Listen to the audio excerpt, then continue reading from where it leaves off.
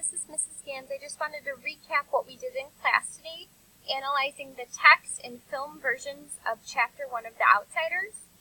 So we started off by taking notes just on the text, and then on the video clip, and then I really want to focus on this bottom paragraph. So what is the extent to which the film production of The Outsiders stays faithful or departs from the text? So I'm going to start off with a topic sentence. So in Chapter 1 of The Outsiders, the text and film remain faithful to one another. Okay? That's my first sentence, and you'll see it's not perfect. I crossed off and changed a lot after I read it through a second time.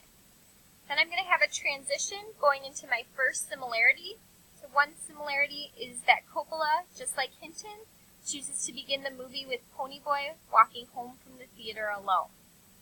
Okay? So some things I changed were, once I wrote out this sentence, I realized I used past tense verbs, which I do not want to do, so I changed was to is, and then I added in the director's name and compared that to Hinton, the author of our book.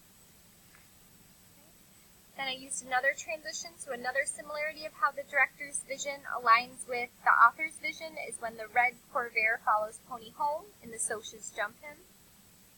And then one more transition for my final similarity. So the final comparison between Hinton and Coppola's myopic visions is that Soda gives Pony advice about dairy and admits to planning to marry Sandy. Okay. I ended my paragraph with the one difference I noticed. So one departure from Hinton's original text is that Coppola shows Ponyboy writing in a journal in the beginning. So you can see it's not perfect. I made a lot of errors, but that's okay.